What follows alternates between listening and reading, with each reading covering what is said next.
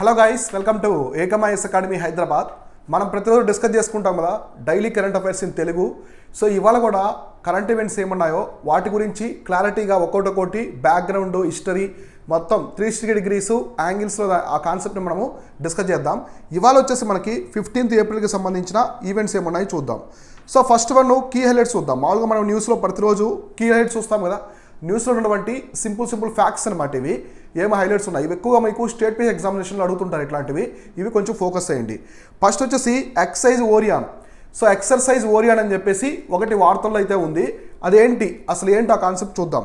So Indian Rafale combat aircraft are set to participate in the multinational war game code named Orion which is being hosted by the France at the Mont de Marsan and air force base of the French air and space force.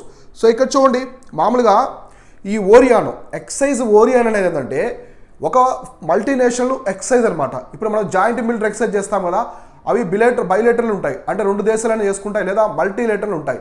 So multinational అంటే చాలా దేశాలు పాల్గొంటాయి. Exactly ఇది కూడా excise Orion కూడా మల్టీనేషనల్ది. ఇందులో వచ్చేసి మన India అనేది పార్టిసిపేట్ చేసింది అనమాట. మన ఇండియా తరపున రఫేల్ ఫైటర్ జెట్స్ ఉన్నాయి కదా, అవి పాల్గొన్నాయి. ఓకే, ఈ ఎక్సైజ్ ఓరియాన్ అనేది ఎక్కడ జరుగుతుందంటే ఫ్రాన్స్లో జరుగుతుందన్నమాట. సో ఫ్రాన్స్లో కూడా మౌంట్ డి మార్సాన్ అని చెప్పేసి ఒక ఏరియాలో జరుగుతుంది. ఇదేంటంటే మౌంట్ డి మార్సాన్ అనేది ఫ్రాన్స్ దేశం యొక్క ఎయిర్ ఫోర్స్ బేసు, అలానే వాళ్ళకి స్పేస్ ఉంది కదా మన అంతరిక్ష పరిశోధనలాగా, దానికి సంబంధించిన బేస్ కూడా ఇది అనమాట. అయితే ఈ రఫేల్ ఫైటర్ జెట్స్ కూడా మనం తీసుకొచ్చింది ఎక్కడి నుంచి అంటే ఫ్రాన్స్ నుంచి తెచ్చుకున్నాం. సో ఫ్రాన్స్ నుంచి మనము వీటిని బై చేసామన్నమాట. సో డస్సాల్ట్ అని చెప్పేసి ఒక కంపెనీ ఉంటుంది, ఆ కంపెనీ నుంచి తయారు చేస్తుంది రఫేల్ ఫైటర్ జెట్స్ని. అక్కడి నుంచి ఫ్రాన్స్ నుంచి మనమైతే ఇవి ఇంపోర్ట్ చేసుకున్నాం. సో ఫ్రాన్స్ నుంచి మనం చాలా ఆ సామాగ్రిని ఇంపోర్ట్ చేసుకున్నాం. సో గత 5 yearsలో చూసుకుంటే మనము ఎక్కువగా ఆయుధ సామాగ్రి అంటే మనకు డిఫెన్స్ పరంగా ఎక్కువగా ఫ్రాన్స్ నుంచే మనం ఇంపోర్ట్ చేసుకుంటూ ఉన్నాం. ఇది ఒకటి గుర్తుపెట్టుకోండి. సో నెక్స్ట్ ఏ హెల్ప్ ప్రోగ్రామ్ అని చెప్పేసి ఒక కాన్సెప్ట్ అయితే వార్తల్లో ఉంది. So launch in the state of Uttarakhand. So ఇది ఉత్తరాఖండ్ స్టేట్ అనేది లాంచ్ చేసింది. ఇదేంటంటే ఒక స్కీమ్ అనమాట. మామూలుగా కేంద్ర ప్రభుత్వం సంబంధించిన పథకాలు ఉంటాయి, రాష్ట్ర ప్రభుత్వానికి సంబంధించిన పథకాలు కూడా ఉంటాయి. సో ఇద్దరు కలిసి కూడా చేస్తూ ఉంటారు, కేంద్ర ప్రభుత్వం రాష్ట్ర ప్రభుత్వం కూడా విడుదల చేస్తూ ఉంటాయి. సో ఇప్పుడు ఇది వచ్చేసి state of Uttarakhand. So Uttarakhand రాష్ట్ర ప్రభుత్వం అనేది ఈ స్కీమ్ అనేది తీసుకొచ్చింది. So the a help training programme is being run jointly by the union ministry of rural development and ministry of fisheries, animal husbandry and dairy. So ఇక్కడ చూడండి, ఇక్కడ ఈ ఏ హెల్ప్ ప్రోగ్రామ్ని ఉత్తరాఖండ్ లాంచ్ చేసినప్పటికి కూడా కేంద్ర ప్రభుత్వానికి సంబంధించిన మంత్రిత్వ శాఖలు కూడా ఇందులో జాయింట్గా కొలాబరేట్ అయ్యాయి అనమాట. అంటే ఉత్తరాఖండ్ గవర్నమెంటు ఈ కేంద్ర మంత్రిత్వ శాఖలు. సో కేంద్ర ప్రభుత్వంలో వచ్చేసి మినిస్ట్రీ ఆఫ్ రూరల్ డెవలప్మెంట్, గ్రామీణాభివృద్ధి శాఖ మంత్రి కావచ్చు, so minister of fisheries, animal husbandry and daring, వీళ్ళు ముగ్గురు కలిసి ఈ ప్రోగ్రామ్ అనేది తీసుకొచ్చారు. ఓకే, ఏ హెల్ప్ ప్రోగ్రామ్ అంటే ఏంటంటే లైవ్ స్టాక్ సంబంధించింది అనమాట. సో లైవ్ స్టాక్ ఉంది కదా, సో ఆవులు గేదెలు ఇవి ఉంటాయి కదా, ఆ లైవ్ స్టాక్ సంబంధించి కాపాడుకునే దానికి, సో వాటి డిసీజ్ రాకుండా వాటిని అభివృద్ధి చెందే విధంగా ఇంపోర్ట్స్ ఎక్స్పోర్ట్స్, ఇంకా ఎక్స్పోర్ట్స్ పరంగా సో మనకి డైరీ ఉత్పత్తులు అనేవి ఎక్కువ ఎక్స్పోర్ట్ అవ్వాలి, దాని ఒక టార్గెట్తో ఈ స్కీమ్ని అయితే తీసుకొచ్చారు. ఎక్కడ తీసుకొచ్చారంటే ఉత్తరాఖండ్ రాష్ట్ర ప్రభుత్వం అనేది తీసుకొచ్చింది. సో ఆల్రెడీ మనకి రాష్ట్రీయ గోకుల్ మిషన్ అని చెప్పేసి ఒకటి ఉంది, రాష్ట్రీయ గోకుల్ మిషన్ అని చెప్పేసి. సో ఇదేంటంటే మొత్తం వచ్చేసి కౌస్కి సంబంధించింది అనమాట. వాటికి జాగ్రత్త చూసుకోవడం, ఇన్సూరెన్స్ కావచ్చు, వాటికి యొక్క మిల్క్ ప్రోడక్ట్స్ ఇవన్నీ కూడా ఎక్కువగా మనం ఇండియాలో యూజ్ చేస్తుంటాం కదా. సో ప్రపంచంలోనే లార్జెస్ట్ ప్రొడ్యూసర్ ఆఫ్ మిల్క్ ఏదంటే ఇండియానే అనమాట. సో ఇది ఉత్తరాఖండ్ గవర్నమెంట్ అయితే తీసుకొచ్చింది. సో నెక్స్ట్ ఈవెంట్ చూద్దాం. సో నెక్స్ట్ వచ్చేసి మనకి juice mission. So next event వచ్చేసి జ్యూస్ మిషన్. ఇక్కడ జ్యూస్ మిషన్ అనేది ఏంటంటే మనకి మామూలుగా చూసుకుంటే ఇది ఒక స్పేస్ ప్రోగ్రామ్ అనమాట, ఒక స్పేస్కి సంబంధించినటువంటి మిషను. ఈ మిషన్ ప్రకారం మనం ఏంటో చూద్దాం. సో మామూలుగా మనం చూసుకుంటే జ్యూస్ మిషన్ అనేది ఇక్కడ చూడండి, ఇది నాసాకి అయితే సంబంధించింది. నాసా కాదు, ఈ స్పేస్కి సంబంధించినటువంటి ప్రోగ్రామ్ అనమాట. So European space agency. So European space agency షార్ట్కట్లో ఈఎస్సీ అంటాము. సో మనం నాసా అంటాం కదా, అట్లా ఈఎస్సీ అంటాం, ఇస్రో, నాసా లాగా. సో ఈ set to launch the Jupiter icy moons explorer mission to explore Jupiter icy moons namely Ganymede. So Ganymede, Callisto and Europa. So Callisto and Europa. ఇక్కడ చూడండి, మామూలుగా ఈ జ్యూస్ మిషన్ అంటే అబ్రివేషన్ ఏంటంటే Jupiter icy moons exploration. So పేరులోనే ఉంది, Jupiter అంటే గురుగ్రహానికి సంబంధించినటువంటి మూన్స్ అనమాట. సో జూపిటర్ గ్రహం చాలా దూరంలో ఉంటుంది, సూర్యుడికి చాలా దూరంలో ఉంటుంది కాబట్టి ఖచ్చితంగా మంచుతో కూరుకుపోయి ఉంటాయి, దానికి మూన్స్ అవన్నీ కూడా మంచుతో ఉంటాయి. కానీ జూపిటర్ వచ్చేసి గ్యాస్ గెయింట్ అనమాట, మొత్తం గ్యాస్తో నిండి ఉంటుంది ఆ ప్లానెట్ మొత్తం కూడా.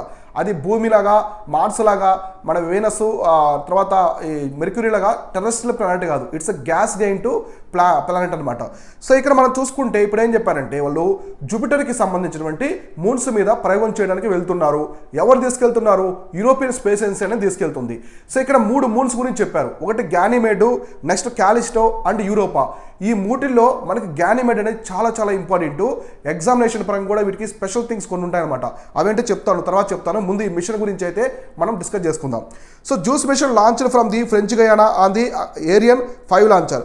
సో ఏరియన్ 5 లాంచర్ రాకెట్ ద్వారా ఫ్రెంచ్ గయానా నుంచి యూరోపియన్ స్పేస్కి సంబంధించిన రాకెట్ లాంచింగ్ ప్యాడ్ అనమాట. ఇది అక్కడి నుంచి అయితే లాంచ్ చేశారు. దిస్ మిషన్ ఈ set to reach Jupiter in the 2031. So మామూలుగా ఈ మిషన్ని లాంచ్ చేశారు, కానీ ఇది ఎప్పటికి రీచ్ అవుతుంది? జూపిటర్కి రీచ్ అవడానికి 2031 సంవత్సరానికి రీచ్ అవుతుందంట. అంటే చూడండి, మనకి చాలా దూరం ఉంటుంది కదా. జూపిటర్ ఎక్కడ ఉంటుంది? మార్స్ తర్వాత ఉంటుంది. మార్స్కి జూపిటర్కి మధ్యలో అస్ట్రాయిడ్ బెల్ట్ ఉంటుంది. అస్ట్రాయిడ్ బెల్ట్స్ కూడా దాటి వెళ్ళాలన్నమాట. సో దాన్ని కూడా బియాండ్ అస్ట్రాయిడ్ బెల్ట్ జూపిటర్ గ్రహం ఉంటుంది. So Jupiter is the largest planet in our solar system. మన సౌర కుటుంబంలోనే అతిపెద్ద గ్రహం కూడా జూపిటరే. సో కాబట్టి ఇక్కడ మనం ఇవన్నీ కూడా గమనించుకోవాలి. 2031కి వెళ్తుందన్నమాట. The spacecraft was constructed by the Airbus defence and space, a division of Airbus group. మామూలుగా మనకి ఎయిర్ బస్ ఉంది కదా, మనకు ప్లేన్స్ తయారు చేస్తూ ఉంటుంది ఎయిర్ బస్సు. ఆ కంపెనీయే దీనికి సంబంధించిన స్పేస్ క్రాఫ్ట్ అనమాట. జూపిటర్ గ్రహం దగ్గరికి వెళ్ళే ఈ స్పేస్ క్రాఫ్ట్ని ఎవరు తయారు చేశారంటే ఎయిర్ బస్ గ్రూప్ వాళ్ళు అయితే తయారు చేశారు. సో నెక్స్ట్ దీనికి సంబంధించిన information, the main objective of the mission. So దీని యొక్క మెయిన్ ఆబ్జెక్టివ్ ఏంటో చూద్దాం. To create detailed maps of the moon's surfaces, look beneath them to probe potential habitable environments by analyzing water bodies underneath. So దీని యొక్క ఏంటంటే ఇప్పుడు గ్రహం ఉంది, ఒక ప్లానెట్ అనేది తీసుకున్నారు. ఈ ప్లానెట్ మీద ఉపరితలం, సో దీని యొక్క ఉపరితలం అనేది ఏ విధంగా ఉంది? సో మన భూమి మీద ఉపరితలం ఉంది కదా, మన భూమి ఉపరితలం ఎలా ఉంటుంది? సముద్రాలు ఉంటాయి, ల్యాండ్ ఉంటుంది, కాంటినెంటల్, ఓషియన్స్ ఉంటాయి. సో కాంటినెంటల్ మీద మనకు గ్రానైటిక్ రాక్స్ ఉంటుంది, ల్యాండ్ ఫామ్స్ ఉంటాయి, హిల్స్ ఉంటాయి, రివర్స్ ఉంటాయి, పీక్స్ ఉంటాయి, లేక్స్ ఉంటాయి, చాలా ఉంటాయి కదా.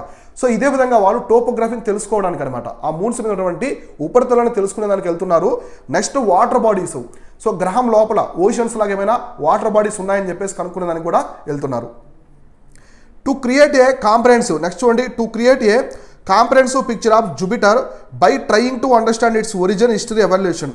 సో ఇక్కడ ఇంకొక టార్గెట్ ఏంటంటే ఐసీ మూన్సే కాకుండా జూపిటర్ యొక్క ఎవాల్యుయేషన్ కూడా, గురుగ్రహం ఏ విధంగా ఏర్పడింది, ఇప్పుడు దాని ప్రాసెస్ ఎలా జరుగుతుంది, దానికి అట్మాస్ఫియర్ ఏ విధంగా ఉంది, ప్రతి ఒక్కటి కూడా తెలుసుకునేదానికి ఈ మిషన్ని, సో జూస్ మిషన్ అని చెప్పేసి యూరోపియన్ స్పేస్ ఏజెన్సీ వాళ్ళైతే తీసుకొచ్చారు. దీన్ని ఎవరు తీసుకొచ్చారంటే ESA, European space agency. So దీనికి సంబంధించి మనం ఇంకా చూసుకుంటే, ఇందాక నేను చెప్పాను కదా గ్యానిమేడ్ అని చెప్పేసి. సో గ్యానిమేడ్, సో ఈ గ్యానిమేడ్ అనేది ఏంటంటే ఇది జూపిటర్ గ్రహానికి అతిపెద్ద ఉపగ్రహం. జూపిటరే కాకుండా మన సౌర కుటుంబంలో, మన ఎంటైర్ సోలార్ సిస్టంలో కూడా లార్జెస్ట్ మూన్ కూడా గ్యానిమేడ్ అనమాట. ఈ గ్యానిమేడ్ అనేది ఎలా ఉంటుందంటే, మీకు మామూలుగా పెద్ద ప్లానెట్స్కి అయితే ప్లానెట్స్ చుట్టూ మ్యాగ్నెటిక్ ఫీల్డ్స్ ఉంటాయి, అయస్కాంత క్షేత్రం అనేది ఉంటుందన్నమాట. ఒక అయస్కాంత క్షేత్రం ఏర్పడాలంటే ఆ ప్లానెట్ చాలా కొంచెం పెద్దగా ఉండాలి, మన ఎర్త్, మెర్క్యూరీ ఈ సైజ్లో ఉండాలి. కానీ ఒక ఉపగ్రహానికి కూడా మ్యాగ్నెటిక్ ఫీల్డ్ ఉందన్నమాట, అదే ఏంటంటే ఈ గ్యానిమేడ్. సో ఇది జూపిటర్కి సంబంధించిన ఉపగ్రహం, మన మొత్తం సౌర కుటుంబంలోనే అతిపెద్ద ఉపగ్రహం ఇదేను. తర్వాత వచ్చేసి దీనికి మ్యాగ్నెటిక్ ఫీల్డ్ కూడా ఉంది, గ్రహం లాగా మ్యాగ్నెటిక్ ఫీల్డ్ కూడా ఉంది, అంత పెద్దదన్నమాట ఇది. అంటే భూమి కంటే చిన్నదే కానీ అంత సైజులో ఉంది ఈ ఉపగ్రహం. కాబట్టి గుర్తుపెట్టుకోండి, గ్యానిమేడ్, యూరోపా, క్యాలిస్టో అనేవి జూపిటర్ యొక్క ఉపగ్రహాలు. సో నెక్స్ట్ ఈవెంట్ వచ్చేసి zero click spyware. So zero click spyware అని చెప్పేసి ఒకటి వార్తల్లో ఉంది, ఏంటో చూద్దాం. So Israel company, so QuaDream limited, so ఇజ్రాయెల్కి సంబంధించిన QuaDream limited company spyware has been used against the journalist, opposition figures and advocacy organization across the at least 10 countries, according to new research published by the Tuesday on the Microsoft Corporation and the Internet watchdog Citizen Lab. So మామూలుగా Israel వాళ్ళు ఒక spyware తీసుకొచ్చారు, జీరోక్లిక్ spyware తీసుకొచ్చారు. దీని వాళ్ళు 10 దేశాల్లో ఉన్నటువంటి journalist, opposition leaders మీద, అలానే అడ్వకేసీ ఆర్గనైజేషన్స్ మీద వాళ్ళు స్పై చేస్తున్నారు, గూఢాచార్యం చేస్తున్నారు. వాళ్ళు ఏం చేస్తున్నారు, జర్నలిస్ట్ ఏం చేస్తున్నారు, ఎటువంటి థింగ్స్ చేస్తున్నారు, అపోజిషన్ లీడర్స్ కావచ్చు, కొన్ని ఆర్గనైజేషన్స్ ఏం చేస్తున్నాయని చెప్పేసి 10 కంట్రీస్ మీద ఈ స్పైవేర్ ఉంది వాళ్ళ మీద ఉంచి ఇజ్రాయెల్ వాళ్ళు డేటా అంతా కూడా లాగేసుకుంటున్నారని చెప్పేసి ఈ మైక్రోసాఫ్ట్ కార్పొరేషన్ ఒకటి, తర్వాత సిటిజన్ ల్యాబ్ అనేది రిపోర్ట్ ఇచ్చారన్నమాట. కంప్లీట్గా వాళ్ళైతే ఇన్ఫార్మ్ చేశారు. So spyware refers to software programs that design to collect data from the computer or device without knowing the user's knowledge or consent. అంటే ఇప్పుడు మనకు మొబైల్ యూజ్ చేస్తున్నాము, ఏదో లింక్ వచ్చింది, మామూలుగా మనం మొబైల్ని మొత్తాన్ని ట్రాక్ చేసి మనం చేసే ప్రతి ఒక్క డేటాని వాళ్ళు లాగేసుకుంటూ ఉంటారు అనమాట. సో ఏదో ఒకటి క్లిక్ చేస్తూ ఉంటాం మనం, అక్కడి నుంచి వాళ్ళు పంపించిన లింక్ ద్వారా మనం క్లిక్ చేస్తుంటాము తెలియక. సో మనకు తెలియకుండానే మన డేటా అంతా కూడా వాళ్ళు చోరీ చేస్తూ ఉంటారు. సో ఇదే జీరో క్లిక్ స్పైవేర్. సో ఇంతకుముందు దీనికి సంబంధించి పెగాసస్ కూడా ఒక పెద్ద ఇష్యూ అయింది. సో పెగాసస్ ఉంది కదా, సో పెగాసస్ కూడా ఎవరు తీసుకొచ్చారంటే ఇజ్రాయిల్కి సంబంధించింది. సో పెగాసస్ కూడా ఇజ్రాయిల్కి సంబంధించిన ఎన్ఎస్జీ గ్రూప్ అని చెప్పేసి ఒక కంపెనీ తీసుకొచ్చింది, ఎన్ఎస్జీ గ్రూప్ అని. సో ఇది కూడా ఎవరు తీసుకొచ్చారంటే ఇజ్రాయిల్ వాళ్ళు. ఎగ్జాక్ట్లీ దీనికి సంబంధించి కూడా మన దేశంలో ఒక పెద్ద ఇష్యూ అయితే అయింది. ఈ పెగాసస్ని సెంట్రల్ గవర్నమెంట్, కేంద్ర ప్రభుత్వం రూలింగ్లో ఉన్నటువంటి బీజేపీ, సో రిమైనింగ్ వాళ్ళు ఉన్నారు కదా, సో రిమైనింగ్ పార్టీస్ మీద, కాంగ్రెస్ అపోజిషన్ పార్టీస్ మీద వాళ్ళు స్పై చేస్తున్నారని చెప్పేసి వాళ్ళు చాలా పెద్ద తతంగమే జరిగింది. దీని మీద సుప్రీంకోర్టుకి వెళ్ళి లాస్ట్ సుప్రీంకోర్టు అయితే ఎటువంటి స్పై అనేది చేయలేదని చెప్పేసి వాళ్ళు నిర్ధారించారనమాట. సో కాబట్టి ఇప్పుడు ఇజ్రాయెల్ ఇలా చేయడం అనేది ఒక పెద్ద కాంట్రవర్సీకి అయితే దారితీసింది. సో నెక్స్ట్ ఈవెంట్ చూద్దాం. సో నెక్స్ట్ ఈవెంట్ ఇది చాలా ఇంపార్టెంట్ న్యూస్లో ఉంది. ZBNF ఎకనమీ పరంగా కూడా important. So zero budget natural farming అంటారు. So zero budget natural farming అని చెప్పేసి పిలుస్తారు. ఇక్కడ చూడండి ఏంటో. సో ZBNF అంటారు షార్ట్కట్లో. Zero budget natural farming in Andhra Pradesh have yielded more produce than the conventional methods. So మామూలుగా మనకి వరి పండిస్తాం, పంటలు ఏమైనా పండిస్తూ ఉంటాం కదా, దాంట్లో వచ్చే దిగుబడి కంటే కూడా ఈ జీరో బడ్జెట్ న్యాచురల్ ఫార్మింగ్ ద్వారా పండించే పంటల నుంచి వచ్చే దిగుబడి చాలా ఎక్కువగా ఉందన్నమాట. కంపేర్ టు దీంతో పోల్చుకుంటే కన్వెన్షనల్ కంటే కూడా ఈ దిగుబడి చాలా ఎక్కువగా ఉంది. సో ఎందుకంటే అసలు ఏంటి జీరో బడ్జెట్ న్యాచురల్ ఫార్మింగ్ అంటే, సో ఈ method of chemical free agriculture drawing from traditional Indian practices. అంటే ఇందులో ఎటువంటి కెమికల్స్, రసాయనిక ఎరువులు కానీ రసాయన మందులు కానీ ఏమి వాడరనమాట. సో మామూలుగా మన పాత రోజుల్లో మన చిన్నప్పుడు మన ఫాదర్స్ వీళ్ళు ఉంటారు కదా, సో మన పూర్వీకులందరూ వ్యవసాయం చేసేవాళ్ళు. సో మన ఇంట్లో ఫార్మర్స్ కూడా చేస్తూ ఉంటారు కదా, వాళ్ళు చూడండి ఎటువంటి ఎరువులు ఇవన్నీ కూడా. సో వేప చెట్టు నుంచి వచ్చినటువంటి ఎరువులు కావచ్చు, నెక్స్ట్ మనకి లైఫ్ స్టాక్ నుంచి వచ్చిన మాన్యూర్ కావచ్చు, ఇటువంటివి యూజ్ చేస్తారు. కానీ మ్యాక్సిమం ఎక్కువ కూడా రాసాయనిక ఎరువులని యూజ్ చేసేవాళ్ళు కాదు. కానీ ఇప్పుడు ట్రెండ్ అనేది కంప్లీట్గా రాసాయనిక ఎరువులనే ఎక్కువగా ఉపయోగిస్తున్నారు. దీనివల్ల ఏమవుతుందంటే చుట్టుపక్కల ఎన్విరాన్మెంట్కి హాని చేయడమే కాకుండా పంట దిగుబడి కూడా తగ్గిపోతుంది అని చెప్పేసి చెప్తూ ఉన్నారు. ఇప్పుడు ఈ జీరో బడ్జెట్ న్యాచురల్ ఫార్మింగ్ ద్వారా ఆంధ్రప్రదేశ్ రాష్ట్రంలో మామూలు కన్వెన్షనల్ మెథడ్ కంటే కూడా ఇంకా ఎక్కువగా వస్తుంది, దిగుబడి అనేది ఎక్కువ వస్తుంది పంట. సో పంట దిగుబడి ఎక్కువ వచ్చినప్పుడు రైతుకు కూడా ఆదాయం వస్తుంది కదా. సో ఇట్లా it was originally promoted by agriculturist Padmashri రిస్పెంట్ Subhash Palekar. అసలు ఈ మెథడ్ని ఎవరు తీసుకొచ్చారంటే సుభాష్ పాలేకర్ అనే ఒక వ్యక్తి, సుభాష్ పాలేకర్ అనే ఒక అగ్రికల్చరిస్ట్ అనమాట ఆయన. సో తర్వాత పద్మశ్రీ అవార్డు కూడా వచ్చింది ఆయనకి, పద్మశ్రీ అవార్డు గ్రహీత కూడా ఆయన. ఈ మెథడ్ని తీసుకొచ్చాడు అనమాట. జీరో బడ్జెట్ న్యాచురల్ ఫార్మింగ్ తీసుకొచ్చింది ఎవరంటే సుభాష్ పాలేకర్. చాలా ఇంపార్టెంట్, ఇవి గుర్తుపెట్టుకోండి. So next he developed in the mid-90s. It is an alternative green revolution method driven by chemical fertilizers, pesticides and intensive irrigation. So మనకి గ్రీన్ రెవల్యూషన్ ఉంది. సో గ్రీన్ రెవల్యూషన్ అనేది మనకి 1967 ఆ పీరియడ్లో తీసుకొచ్చారు కదా. సో ఈ టైంలో యాన్యువల్ ప్లాన్స్లో తీసుకొచ్చారు. ఇటువంటి టైంలో వచ్చినప్పుడు దీంట్లో కంప్లీట్గా ఏమి చేశారు, హై హీల్డింగ్ వెరైటీస్ కావచ్చు, తర్వాత మనకి కంప్లీట్గా ఫెర్టిలైజర్స్ ఉన్నాయి కదా, ఫెర్టిలైజర్స్, పెస్టిసైడ్స్, ఇవన్నీ కూడా ఏంటి కెమికల్. సో కంప్లీట్గా ఇవన్నీ కూడా కెమికల్కి సంబంధించినవి అనమాట. సో వీటి వల్ల ఏమవుతుంది, పర్యావరణం కూడా హాని తింటుంది, పర్యావరణం అనేది హాని అనేది అవుతుంది అనమాట. కానీ ఇక్కడ సుభాష్ పాలేకర్ గారు గొప్పగా ఆలోచించి మంచి ఐడియాస్తో గ్రీన్ రెవల్యూషన్లో మనం ఎక్కువగా రసాయనిక ఎరువులు యూజ్ చేస్తున్నాం కదా, దానివల్ల పర్యావరణం దెబ్బతింటుంది కాబట్టి ఈ జీరో బడ్జెట్ న్యాచురల్ ఫార్మింగ్ తీసుకొచ్చారు దానికి ఆల్టర్నేటివ్గా. దీనిలో ఎటువంటి కెమికల్స్ ఉండవు కాబట్టి పర్యావరణానికి హాని ఉండదు, పంట దిగుబడి కూడా పెరుగుతుంది. So objective is to bring down the cost of production net zero nearly zero return on pre green revolution style of farming. అంటే గ్రీన్ రెవల్యూషన్కి ముందు మన అగ్రికల్చర్ ఎలా ఉందో అటువంటి టెక్నిక్స్ తీసుకొచ్చారు. కాకపోతే అప్పట్లో పంట దిగుబడి తక్కువ ఉండేది, ఇప్పుడు ఎక్కువ ఉంది కాబట్టి మెథడ్ బాగుంది కదా. సో అప్పుడు గ్రీన్ రెవల్యూషన్ ముందు మెథడే కాబట్టి పంట దిగుబడి అనేది ఎక్కువ ఉంది. సో రెండు క్లబ్ చేయడం వల్ల ఓవరాల్గా వచ్చేసి పంట దిగుబడి పెరుగుతుంది, ఖర్చులు తగ్గిపోతున్నాయి, రైతుకు ఆదాయం అనేది కూడా ఇంక్రీజ్ అవుతుంది అనమాట. ఇది ఒక మంచి థాట్. సో ఇది చూసుకోండి. సో నెక్స్ట్ ఈవెంట్ వచ్చేసి 25 years of the good Friday agreement. So good Friday agreement అనేది ఒక అగ్రిమెంట్ జరిగింది, దానికి సంబంధించి మొత్తం 25 years అయిందనమాట. అదేంటో చూద్దాం. So American president Joe Biden visited the Belfast to mark the 25 years of the good Friday agreement. So Belfast అనేది మనకి ఐర్లాండ్ అక్కడ ఉంటుంది. సో ఇప్పుడు అక్కడికి వచ్చేసి ఎవరు వెళ్ళారంటే అమెరికన్ ప్రెసిడెంట్ వెళ్ళారు. అమెరికన్ ప్రెసిడెంట్ జో బైడెన్ బెల్ఫాస్ట్కి వెళ్ళిన తర్వాత దానికి 25 years అయింది కాబట్టి దాని సెలబ్రేషన్స్ అయితే చేసుకున్నారు. అసలు ఏంటి ఈ గుడ్ ఫ్రైడే అగ్రిమెంట్ అంటే ఏంటో చూద్దాం. So the good Friday agreement also known as the Belfast agreement. So దీన్నే బెల్ఫాస్ట్ అగ్రిమెంట్ అని కూడా పిలుస్తారు. Is a historic peace agreement that ended in the secretariat violence in the northern island.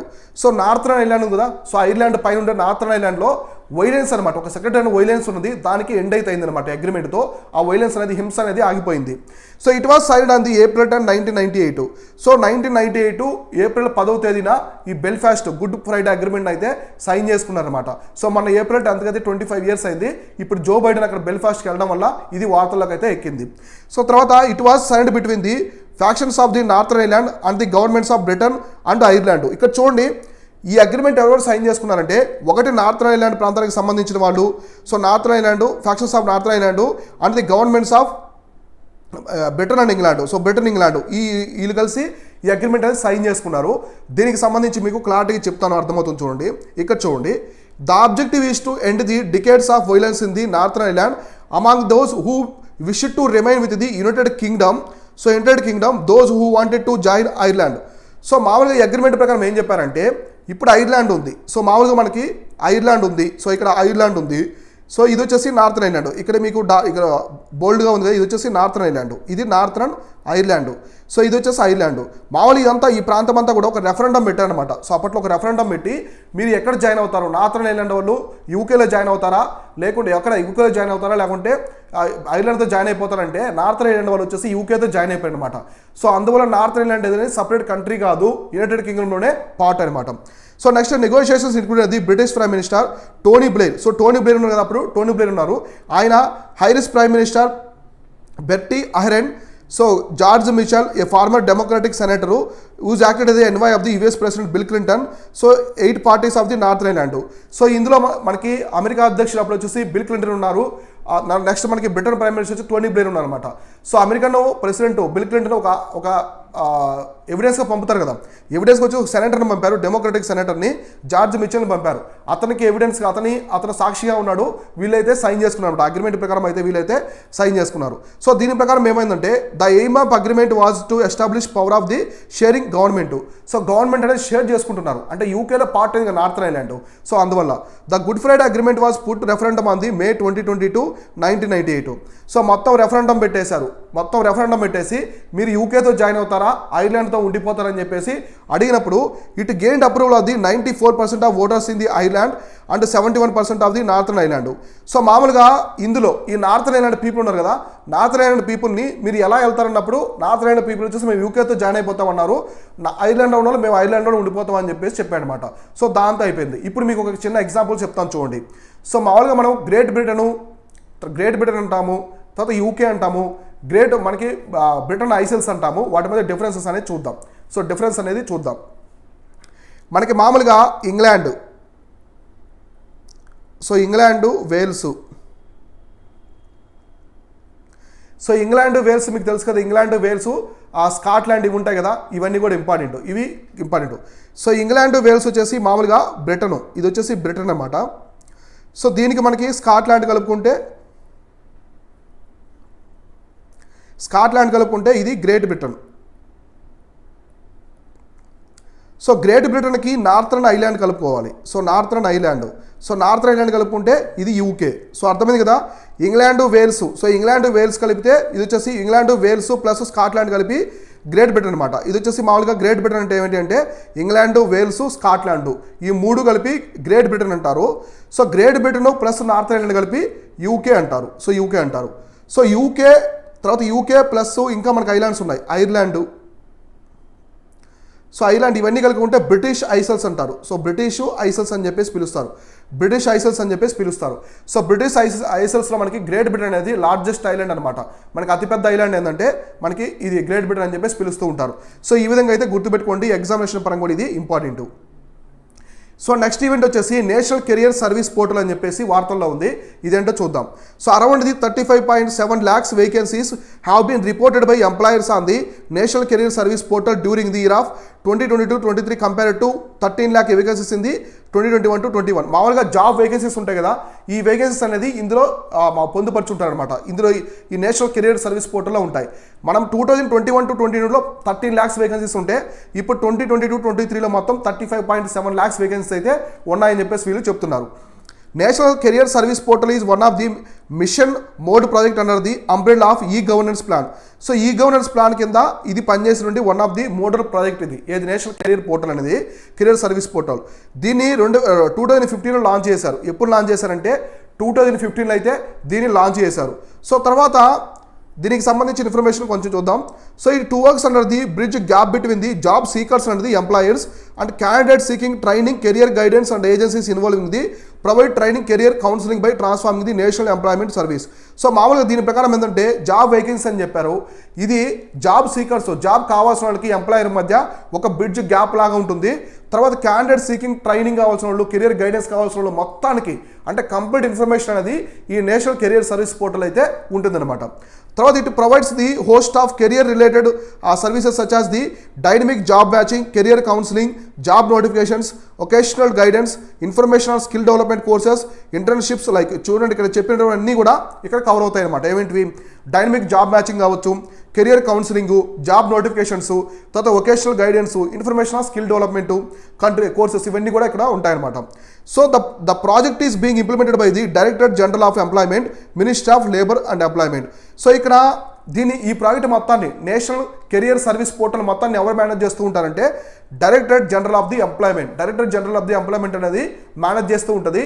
అయితే ఈ directorate general of employment అనేది ministry of labour and employment కింద work చేస్తూ ఉంటుంది. దేని కిందంటే ministry of labour and employment కింద వర్క్ చేస్తూ ఉంటుంది.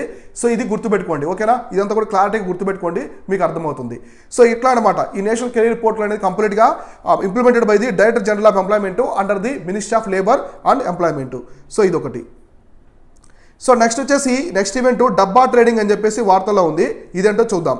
Recently national stock exchange issued a stringent notices naming the involving dabba trading.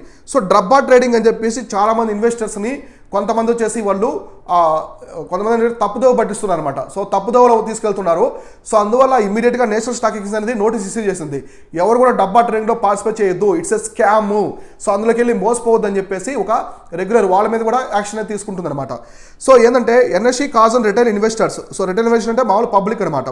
So to not subscribe on invest using the products offering indicative assured guarantee returns in the stock market by they prohibited law. ఇప్పుడు చాలామంది ఏం చెప్తారు, stock మార్కెట్లో మీకు index funds ఉంటాయి, Nifty కావచ్చు, సెన్సెక్స్ ఇట్లాంటి వాటిల్లో ఓన్లీ మీకు 12% 15% వస్తాయి. మా డబ్బా ట్రేడింగ్లో మీరు ఇన్వెస్ట్ చేశారంటే మీకు ఇయర్కి 30% 25% ఫర్ యానం వచ్చేసి రిటర్న్స్ ఇస్తామని చెప్పేసి చెప్తున్నారు అనమాట. సో దానివల్ల ఏమవుతారు, ప్రజలు ఖచ్చితంగా ఎక్కువ రిటర్న్స్ వస్తాయి, ఆదాయం వస్తుందనే ఉద్దేశంతో ఆ డబ్బా ట్రేడింగ్లో మనీ అనేది ఇన్వెస్ట్ చేస్తారు. సో దాంట్లో ఇన్వెస్ట్ చేయడం వల్ల ఏమవుతుంది, మనీ అంతా కూడా కోల్పోతారు. So NSE also added that the entities are not recognised as the authorised members of the exchange. ఎప్పుడైనా కూడా ఇప్పుడు మీరు ఒక దాంట్లో ఇన్వెస్ట్ చేసేటప్పుడు వాళ్ళు సెబీ రిజిస్టర్డా లేదా చూసుకోవాలి. అతను పర్సన్ ఎవరన్నా సెబీ రిజిస్టర్డా, మనకి security exchange board of India ఉంది కదా, ఇదే మొత్తం స్టాక్ మార్కెట్ మొత్తాన్ని మేనేజ్ చేస్తూ ఉంటుంది. తర్వాత ఇన్వెస్టర్స్ని కూడా కాపాడేది ఇదేనమాట. మనకి ఫండమెంటల్ రైట్స్కి సుప్రీంకోర్టు ఎలానో ఇన్వెస్టింగ్కి ట్రేడింగ్కి సంబంధించి సెబీ అలా ఉంటుంది అనమాట. మన ఇన్వెస్టర్స్ మనీ ఇప్పుడు బ్రోకర్ ఉన్నారు. సో మీరు ఏదైనా ప్లాట్ఫామ్లో ఆ బ్రోకర్లో పెట్టారు, మనీ పెట్టారు, మీరు చాలా బ్రోకరేజ్ సంస్థలు ఉన్నాయి మన దాంట్లో ట్రేడింగ్ ప్లాట్ఫామ్స్, వాటిలో మనీ పెట్టినప్పుడు వాళ్ళు పారిపోయారు అనుకోండి, ఒకసారి బ్రోకర్స్ మీకు చెప్పకుండా వాళ్ళు ఎస్కేప్ అయిపోయారు అనుకోండి, అప్పుడు మీ మనీ అంతా సేఫ్గా ఉంటుంది. సిడిఎస్ఎల్, ఎన్ఎస్డిఎల్ ఉంటుంది కదా, వాటిలో మీ మనీ సేఫ్గా ఉంటుంది. సెబీ అనేది దానికి గ్యారంటీ ఇస్తుంది అనమాట. ఇట్లా మనల్ని రిటైల్ ఇన్వెస్టర్స్ని కాపాడుతూ ఉంటుంది. ఇప్పుడేం చెప్పిన ఈ డబ్బా ట్రేడింగ్ ఎవరు పార్టిసిపేట్ చేయొద్దు, అది మిమ్మల్ని మోసం చేస్తుందని చెప్పేసి చెప్తున్నారు. సో దీనికి సంబంధించి ఏంటో చూద్దాం. డబ్బా అంటే box. Trading refers to informal trading that takes place out side per stock exchange. అంటే ఇది మామూలుగా ఏదైనా మెథడ్ అనేది స్టాక్ ఎక్స్చేంజ్లో నుంచే జరగాలి, ఎన్ఎస్సి బిఎస్సి నుంచే జరగాలి, అంతే తప్ప దాని బియాండ్ అవుట్ సైడ్ దానికి తెలియకుండా ఏవి కూడా జరగకూడదు. Traders best on stock price movement without incurring the real transaction take physical ownership of particular stock done in exchange. So ఇప్పుడు ఏం చెప్పారు, ఒక కంపెనీ ఉంది. సో ఒక ఏ అనే కంపెనీ ఉంది. ఏ అనే కంపెనీ అనేది మీరు మొత్తం దీనికి సంబంధించిన రిజల్ట్స్ చూడాలి. So annual results, corporate meeting కావచ్చు, కార్పొరేట్కి సంబంధించిన మీటింగ్స్ జరుగుతుంటాయి, కార్పొరేట్కి సంబంధించిన మీటింగ్స్ ఇట్లాంటివి ఇవన్నీ చూసుకొని, సో దీని రిజల్ట్స్ ఎలా ఉంది, సేల్స్ ఎలా ఉంది, కరెక్ట్గా ఉన్నాయా లేదా, దాని మేనేజ్మెంట్ ఎలా ఉంది అన్నీ చూసుకొని మీరు స్టాక్లో ఇన్వెస్ట్ చేస్తూ ఉంటారు, కంపెనీలో ఇన్వెస్ట్ చేస్తారు, ట్రేడింగ్ అనేది చేస్తూ ఉంటారు. ఇలా కాకుండా ఇవన్నీ కూడా కొందరు మ్యానిపులేట్ చేస్తారనమాట. అంటే ఆ కంపెనీకి సంబంధించి కాకుండా కొన్ని తప్పుడు లెక్కలు చూపిస్తారు. తప్పుడు లెక్కలు చూపించడం వల్ల ఏమవుతుంది, ఎక్కువ ఆదాయము సేల్స్ చూపించడం వల్ల తప్పులు అనమాట. అవన్నీ నిజానికి అక్కడ ఉండవు కంపెనీలో, వాళ్ళు చూపిస్తారు. దానివల్ల ఏమవుతుంది ప్రజలు, సో ఈ కంపెనీలో సేల్స్ బాగా పెరుగుతున్నాయి, ఎక్కువ ఆదాయం వస్తుంది, ప్రాఫిట్ వస్తుంది, దాంట్లో మొత్తం మనీ ఇన్వెస్ట్ చేస్తారు. నిజానికి ఏదో ఒక రోజు అది ఖచ్చితంగా సెబీ అనేది దాన్ని పట్టుకుంటుంది. సో ఇట్లా రీసెంట్గా మనకి ఒక సాఫ్ట్వేర్ కంపెనీ కూడా పట్టుకున్నారు రీసెంట్గా. సో అట్లా అనమాట. సో దానికి సంబంధించి మీరు మనీ కోల్పోతారని చెప్పేసి సెబీ ముందుగానే చెప్పింది. In simple word, it's a gambling centred around the stock per price movements. అంటే స్టాక్ ప్రైస్ అనేది పెరగదు, స్టాక్ ప్రైస్ పెరగదు, ఇట్లా మూమెంట్ పెరుగుతున్నట్టుగా వాళ్ళు చూపిస్తారు అనమాట. నిజానికి ఆ స్టాక్ ప్రైస్ అనేది పెరుగుద్దని చెప్పేసి వాళ్ళు చెప్తారు, కానీ అది ఒక్కసారిగా అందరూ ఇన్వెస్ట్ చేయడం వల్ల పెరుగుతుంది. కానీ నిజానికి రియాలిటీ తెలిసినప్పుడు ఒక్కసారిగా పడిపోయి మీ డబ్బంతా కూడా కోల్పోయేదానికి ఆస్కారం ఉంటుంది. కాబట్టి దయచేసి అటువంటి చేయొద్దని చెప్పేసి ఎన్ఎస్ అయితే అందరికీ నోటీస్ అయితే ఇష్యూ చేసింది. సో నెక్స్ట్ వచ్చేసి గెలాక్సీ GN Z11 అని చెప్పేసి రీసెంట్గా ఒకటి న్యూస్లో ఉంది, అదంటే చూద్దాం. The latest spectrographic results from the GN Z11 which one of the distant earlier galaxy confirmed complete absence of dust particles in surroundings and interim period of the posting very high star formation rate. So రీసెంట్గా ఈ గెలాక్సీని కనిపెట్టారు అనమాట. Galaxy GN Z11 అని చెప్పేసి ఒక గెలాక్సీని కనిపెట్టారు. Galaxy అంటే పాలపుంత. ఈ గెలాక్సీని కనిపెట్టారు. ఈ గెలాక్సీలో వచ్చేసి మనకి ఏమవుతుందంటే ఇక్కడ వచ్చేసి దాని చుట్టూ ఎటువంటి డస్ట్ పార్టికల్స్ అనేవి లేవన్నమాట. ఇది ఎర్లియర్ యూనివర్స్ గురించి తెలుసుకోవడానికి మనకి ఉపయోగపడుతుందని చెప్పేసి ఆస్ట్రో సైంటిస్ట్ అంటే ఖగోళ శాస్త్రవేత్తలు చెప్తున్నారు. అలానే ఈ గెలాక్సీలో స్టార్స్ అనేవి ఫార్మేషన్ అవడానికి ఎక్కువ ఛాన్స్ ఉందని చెప్పేసి కూడా చెప్తున్నారు. So it was first discovered in 2015 by Hubble space telescope. So Hubble space telescope ఉంది కదా, ఇది మొట్టమొదటిసారి దీన్ని అయితే కనిపెట్టింది అనమాట. 2015 సంవత్సరంలో కనిపెట్టింది. So it is located approximately 32 billion light years away from the earth. So మన భూమి మీద నుంచి 32 లైట్ ఇయర్స్ దూరంలో ఉందన్నమాట. 32 లైట్ ఇయర్స్ దూరంలో అయితే ఇదైనా ఈ గెలాక్సీ అనేది ఉంది. సో దీన్ని ఎవరు కనిపెట్టారంటే హబ్బుల్ స్పేస్ టెలిస్కోప్ వాళ్ళు కనిపెట్టారు. తర్వాత దీనికి సంబంధించి it has been existence of the since universe was the 400 million years old post as the big bang event. ఇక్కడ చూడండి 400. సో 400 మిలియన్ ఇయర్స్ అగో అంటే మనకి బిగ్ బ్యాంగ్ ఈవెంట్ జరిగినప్పటి నుంచి దీనికి ఎగ్జిస్టెన్స్లో ఉందని చెప్పేసి చెప్తున్నారు. ఇది ఇంకొకటి ఇది వచ్చేసి బిగ్ బ్యాంగ్ ఈవెంట్ అంటే మన స్పేస్ అనేది ఎలా ఎవల్యూషన్ జరిగిందో, బిగ్ బ్యాంగ్ థియరీ జరిగింది కదా, ఆ థియరీ అప్పటి నుంచి ఈ గెలాక్సీ ఉందని చెప్పేసి చెప్తున్నారు. తర్వాత ఇప్పుడు హబ్బుల్ స్పేస్ టెలిస్కోప్ అని కనిపెట్టింది కదా. సో హబ్బుల్ స్పేస్ టెలిస్కోప్ అంటే ఏంటో చూద్దాం. So Hubble space telescope is a project of international cooperation between NASA and the European space agency. So NASA వాళ్ళు యూఎస్ఏ యూరోపియన్ స్పేస్ ఏజెన్సీ వాళ్ళు అయితే ఈ హబ్బుల్ స్పేస్ టెలిస్కోప్ని డెవలప్ చేశారు. So it was launch and deployed in the 1990 is named after astronomer Edwin Hubble. So 1990 సంవత్సరంలో దీన్ని అయితే ఈ మిషన్ స్టార్ట్ చేస్తారు. హబ్బుల్ స్పేస్ టెలిస్కోప్ని లాంచ్ చేశారు. ఇది ఎవరి పేరు పెట్టారంటే దానికి ఒక ఆస్ట్రోనామర్ పేరు ఎడ్విన్ హబ్బుల్ అనే పేరు అనేది పెట్టారనమాట. And is the first major optical telescope planet space. ఇది మొట్టమొదటి ఆప్టికల్ టెలిస్కోప్ ఏది హబ్బుల్ టెలిస్కోప్ అనేది. So it has made ground breaking discoveries of the field of astronomy since is launch. Hubble made more than 1.4 billion observations over this course ఇది lifetime. So మొత్తం ఇది ఈ హబ్బుల్స్ మొత్తం life టైంలో అది 1.4 million అబ్జర్వేషన్స్ని అయితే ఇది క్యాప్చర్ చేస్తుంది అనమాట. క్యాప్చర్ చేసి మనకి పంపిస్తూ ఉంది. సో దీనికి సక్సెస్ రే వచ్చేసి జేమ్స్ వెబ్ టెలిస్కోప్. అంటే హబ్బుల్ అనేది ఓల్డ్ది, దానికి కొత్తగా తీసుకొచ్చింది advanced James Webb telescope. James Webb టెలిస్కోప్లో NASA, USA plus Canadian space agency కూడా ఈసారి కెనడా కూడా యాడ్ అయిందనమాట. సో నెక్స్ట్ ఈ గెలాక్సీకి సంబంధించిన కొంత ఇన్ఫర్మేషన్ చూద్దాం. అసలు గెలాక్సీ అంటే ఏంటంటే galaxy start to form by accumulation of hydrogen gas in the form of very large cloud nebula. ఒక గెలాక్సీ అనేది ఎలా ఫామ్ అవుతుందంటే గెలాక్సీ అనేది ఎలా ఫామ్ అవుతుందంటే ఈ గెలాక్సీ చుట్టూ, సో మామూలుగా మనం గెలాక్సీస్ ఎక్కువగా చూస్తూ ఉంటాం కదా. సో గెలాక్సీ చూడండి ఇలా ఉంటుంది. సో ఇలా ఉంటాయి కదా గెలాక్సీలు. సో గెలాక్సీ అనేది ఇలా ఎలా ఫామ్ అవుతుందంటే మొత్తం వచ్చేసి ఒకే డైరెక్షన్లో ఇలా తిరుగుతూ ఉంటుంది. ఈ గెలాక్సీ అనేది ఒక హైడ్రోజన్ గ్యాస్ అనేది ఎక్కువగా ఫామ్ అవుతుంది అనమాట. ఈ హైడ్రోజన్ గ్యాస్ ఒక పెద్ద క్లౌడ్లో ఫామ్ అవుతుంది. ఎట్లా అంటే నెబులా అనే క్లౌడ్లా ఫామ్ అవుతుంది. So eventually growing nebula develop a localized clumps of gas. These comes continue to grow even denser gaseous bodies that rise of the formation stars. ఈ గ్యాస్ అంతా ఫామ్ అయ్యి ఒక దగ్గర ఫామ్ అయ్యి పెద్ద క్లౌడ్లో ఫామ్ అవుతుంది. సో పెద్ద మేఘం, దట్టమైన మేఘంలో ఫామ్ అవుతుంది. ఈ దట్టమైన మేఘం ఏమవుతుందంటే ఒక పెద్ద స్టార్గా ఉద్భవిస్తుంది. మన సూర్యుడు ఉన్న కదా అటువంటి స్టార్గా ఉద్భవిస్తుంది అనమాట. The sun is one of the vast number of stars with in the galaxy and milky way. So Milky way is one of the billions of galaxies in the universe. So ఇట్లా అనమాట. So galaxy ఉంది, galaxy milky way ఇలా ఉంటాయి కదా.